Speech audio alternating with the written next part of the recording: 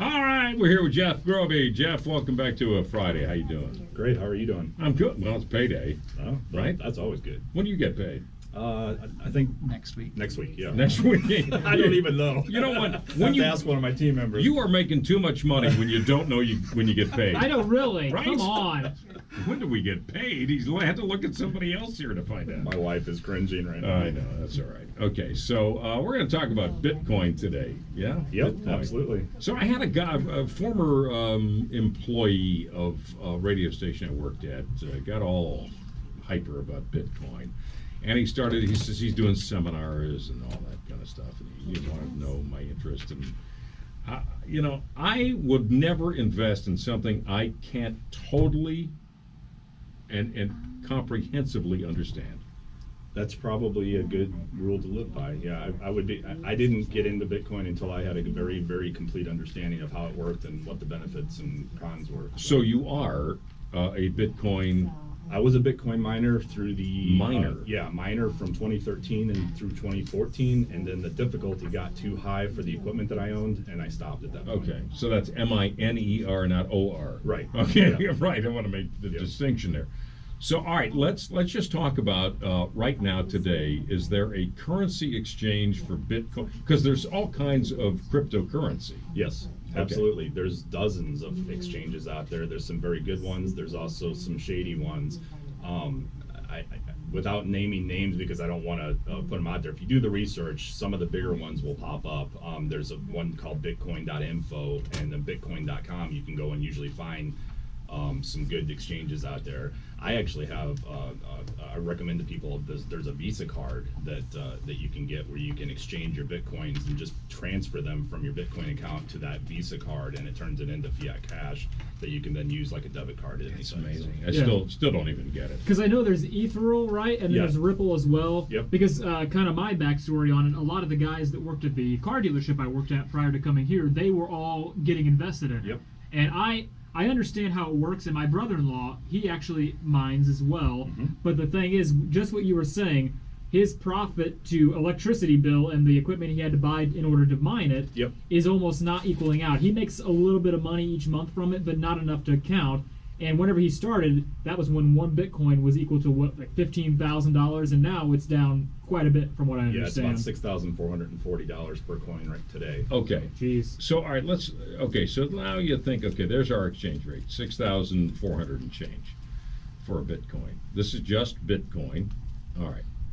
So why would somebody invest in something that moves so radically? Well, that's like saying the stock market. I totally. It is exactly like the stock market. Yeah. It's a hold position that you have to take on this. I get it. Okay. Yep. I always feel like on this kind of thing, I don't understand it, but I thought, okay, well, maybe I'll invest in it and then hang on to it. But are we too late to the game for this? Absolutely not. Right around Christmas time, they peaked at around $20,000 per coin. It will go up and surpass that at some point. The predictions right now are saying that by the time the final coins are mined in the year 2140, they could be as high as 100,000 or more per coin. So, all right, I want 10 coins, and I don't want to see any of your faces here ever again. Yep. So I don't understand. This is the thing about Bitcoin I've never understood. So how do you know how many coins are out there?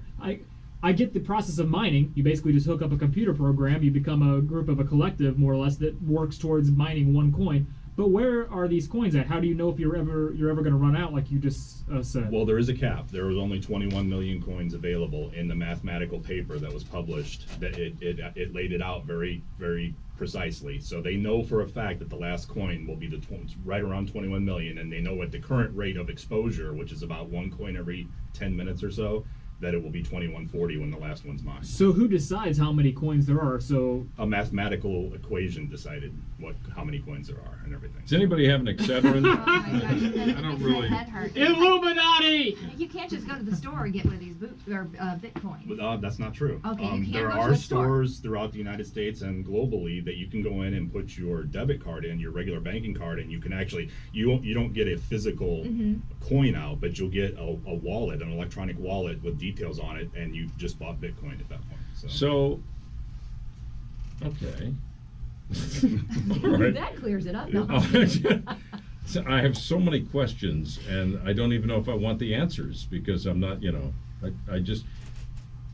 All right, how do you use Bitcoin? Let's say you wanted to purchase something, or you want to, in your case, you had to dispose of you no longer hold any Bitcoin. No, I do hold Oh, you Bitcoin. do? All my coins came from mining, though. I didn't buy my coins. I earned them by buying equipment, mining, and then I quit mining once I paid off my equipment, and it cost to mine exceeded the benefit that I was getting, basically. Got it.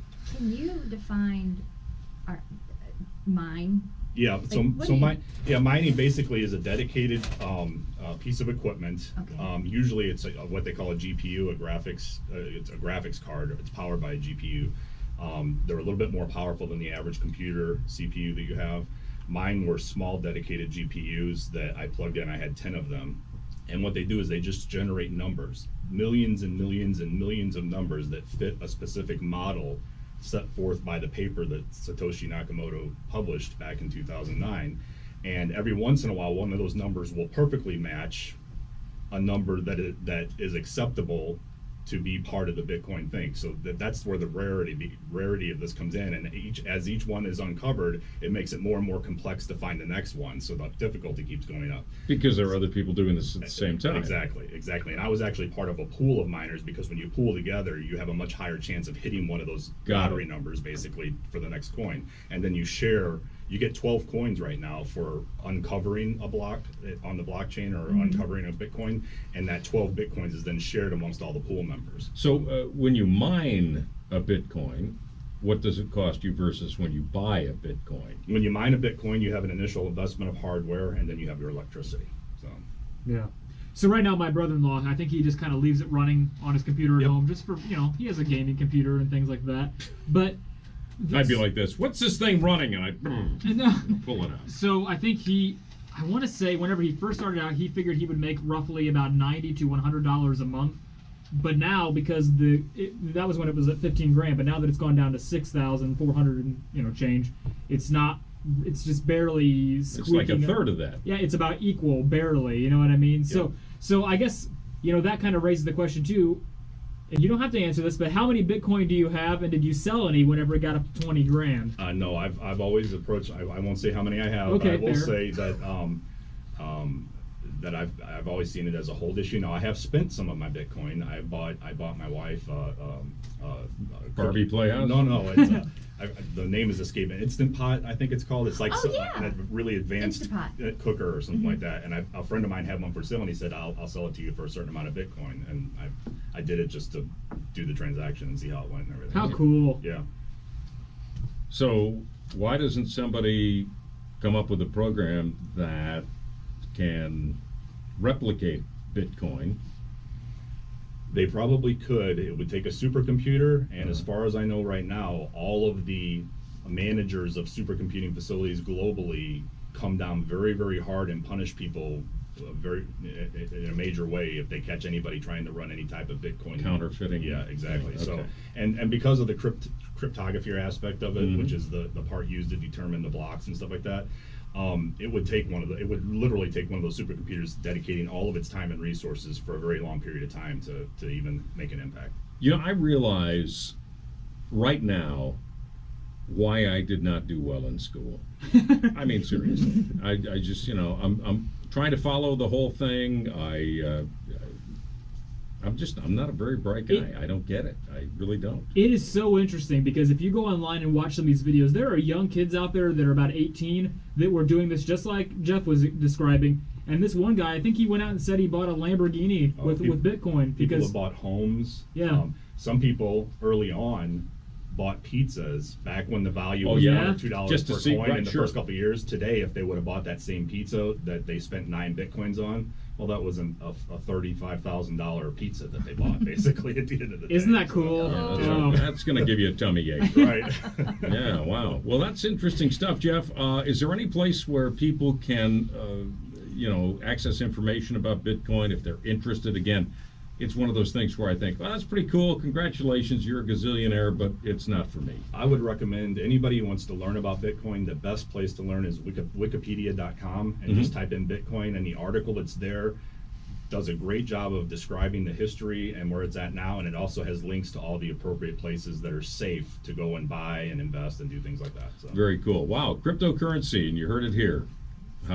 I don't know anything. That's what you heard here. You tried. Jeff Groby, SumnerOne, and if you want more information on SumnerOne and what they do, SumnerOne.com. That's the place to go. Absolutely. Have a great weekend, Jeff. Thanks, you too. All right, see you in a week. Yep. It is 4:35 to the Golden Oak Lending Traffic Center. Here is Tim Weiland.